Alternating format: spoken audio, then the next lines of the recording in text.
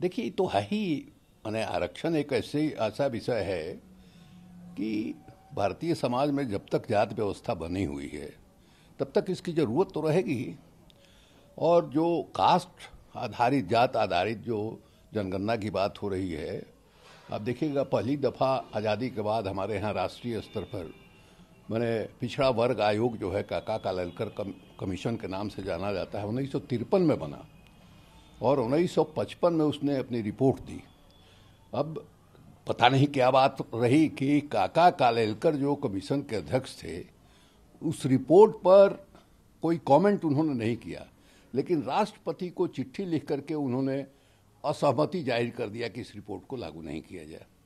वो रिपोर्ट जो है मंडल कमीशन से भी ज़्यादा प्रगतिशील रिपोर्ट था और उस रिपोर्ट के मुताबिक 2399 पिछड़ी जातियाँ थीं और उसमें 837 जो है माने एक्सट्रीमली बैकवर्ड, अति पिछड़ी जातियाँ थीं।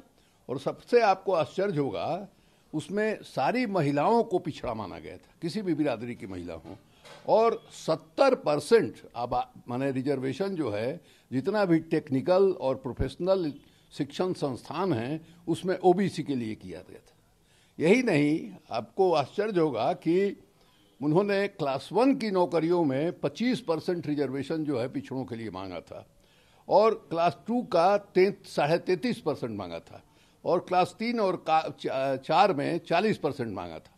और उसी कमीशन ने ये रिकमेंड किया था कि अगला जो 1961 में सेंसस होगा वो जाति आधारित होना चाहिए, 1961 में ही होना चाहिए। ये काका कालेलकर कमीशन का जो अनुशंसा है, जो लागू नहीं किया गया, उसमें ये कहा गया है, लेकिन किसी भी सरकार ने अभी तक नहीं किया है। 2011 में मनमोहन सिंह की सरकार ने सामाजिक एक सर्वेक्षण की बात की थी, उसका गलत सलत रिपोर्ट है, अभी तक उसके बारे में किसी ने जानकारी नहीं दिया। हालांकि पिछड़ी बिरादरी के नेताओं ने मांग किया कि साहब इसमें जो जात आधारित किया गया है उसका उजागर किया जाए, लेकिन अभी तक उसके बारे में कोई जानकारी जो है नहीं दी गई है। और एकदम बिल्कुल जो है, आप आरक्षण से उन जातियों को निकालना चाहते हैं बाहर जो जिनके बारे में आम धारणा है कि नहीं साहब इन लोगों को अब जरूरत नहीं है। वो तो जात आधारित माने सेंसस से ही होगा, जात आधारित जनगणना से ही ये निर्णय होगा। इसलिए तब पता चलेगा कि किन किन जातियों का आबादी के अनुपात में सरकारी नौकरियों में प्रतिनिधित्व कितना मिला है, क्लास 1 में, क्लास 2 में, क्लास 3 में, ये जानकारी जो है उससे मिलेगी। अब जिनका आबादी के हिसाब से पर्याप्त प्रतिनिधित्व हो गया वो बाहर जाएंगे। तो ऐसे सिर्फ कह देने से कि उनको बाहर निकाला जाए, उनको बाहर निकाला जाए, कोई तर्क होना चाहिए निकलने का ना भाई। हमारे या किसी के मर्जी से न निकाला जाना चाहिए न जोड़ा जाना चाहिए, बल्कि उसका तार्किक आधार होना चाहिए। और तार्किक आधार मिलेगा जात आधारित जनगणना से। ये गिरिराज सिंह और राहुल गांधी में द्वंद्व युद्ध चल रहा है। राहुल गांधी बोलते हैं गिरिराज जी का तो हमेशा द्वंद्व सब लोगों के साथ चलता रहता है, ये कोई खास बात नहीं है। उनकी मानसिकता क्या है, उनका विचार क्या है, ये जग जाहिर है। इसलिए मैंने जो भी उनके विचार से या जिनको वो भगवान के श्रेणी में नरेंद्र मोदी जी को मानते हैं और शुरू से हैं इस मामले में, गिरिराज ईमानदार हैं। जब यहाँ बिहार सरकार में भी मिनिस्टर थे और बाकी बीजेपी के नेताओं को नरेंद्र मोदी के बारे में संकोच होता था बोलने में, उस समय भी गिरिराज बोलते थे। इसलिए गिरिराज बोल रहे हैं, उसमें कोई खास बात नहीं। लेकिन उन्होंने राहुल गांधी का जो बयान आया है कि पशुपालन मंत्रालय अलग होना चाहिए, लेकिन उन्होंने बोला कि तो पहले से है, कहाँ राहुल गांधी रहते। अब इसके बारे में हमको कोई जानकारी नहीं है। बंगाल चुनाव आने वाला है शिवानंद जी, वहाँ जिस तरह से वायलेंस बढ़ गया है, अमित शाह का दौरा आज है, कल वहाँ मंत्री पर हमला हो रहा है, कैसे देखते हैं? अब किसी एक पर दोष लगाना जो है ये गलत है। बंगाल का चुनाव जो है हमेशा, इस मामले में बिहार बदनाम रहा है, लेकिन अगर देखा जाए तो बंगाल का चुनाव हमेशा जो है हिंसक रहा है। उसकी राजनीति में हिंसा का तत्व जो है वो रहा है। एक जमाने में आप देखिए कि मैंने लेफ्ट वालों का राज था और उसी समय नक्सल मूवमेंट निकला, कितने सीपीआई-एमएल के समर्थकों को उस समय सरकार ने इनकाउंटर करके मरवाया था।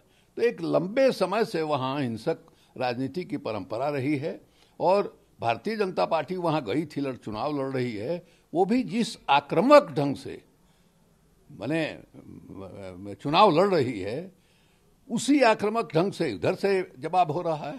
तो इसमें स्वाभाविक है कि जहां सोवरिटी नहीं है वहां कड़वापन इतना है, वो वायलेंस होगा। और ये वायलेंस को कोई डेमोक्रेसी में सपोर्ट नहीं कर सकता है, लेकिन वायलेंस वहाँ हो रहा है, इसमें कहीं कोई संदेह नहीं है। आपने कड़वापन की बात की। राहुल गांधी ने कहा है कि मैंने अपने पिता के हत्यारे को माफ कर दिया है, लोगों को किसी के प्रति एंगर नहीं होना चाहिए। ये पहले कह चुके हैं लोग, प्रियंका गांधी भी बयान दे चुकी हैं इस मामले में, कह चुकी हैं पहले, और राहुल गांधी भी इस बारे में पहले कह चुके हैं।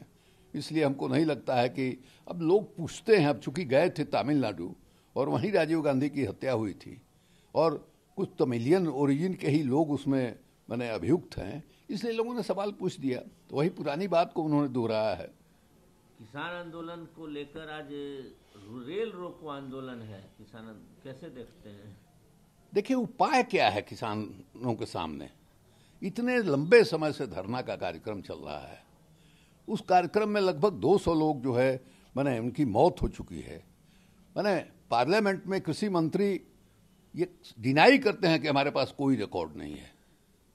अब भला बताइए, इस तरह से एक इतनी बड़ी आबादी जो है वो बेचैन है। आपने जो कानून बनाया है, बगैर मैंने इतना व्यापक परिवर्तन वाला कृषि में कानून आपने बनाया, न राज्य सरकारों से बात किया, न किसान प्रतिनिधियों से बात किया, और अध्यादेश के जरिए लगा दिया। पार्लियामेंट में डिबेट भी नहीं हुआ। तो स्वाभाविक है, तो इनको सरकार अगर डेमोक्रेटिक सरकार होती, लोकतांत्रिक मिजाज की सरकार होती, तनाशाही मिजाज वाली सरकार अगर नहीं होती, तो फिर से इसको नए सिरे से शुरुआत करती। सब लोग मानते हैं कि कृषि के क्षेत्र में परिवर्तन की जरूरत है, लेकिन परिवर्तन क्या होगा, किस तरह से होगा, इसके विषय में एक आम राय बननी चाहिए थी। और भारत सरकार को अधिकार भी नहीं था कि कृषि पर कोई इस तरह का कानून बनावे, क्योंकि हमारा संविधान जो है ये कहता है कि कृषि जो है राज्यों का विषय है, उसमें केंद्र नहीं हाथ डाल सकता है। यह बिल्कुल असंवैधानिक बात है और सुप्रीम कोर्ट में इस बात को उठाया भी गया है। लेकिन अब उनके सामने कोई रास्ता है नहीं, धीरज चुक रहा है, इसलिए वो अपने संघर्ष को इस स्तर पर ले गए हैं।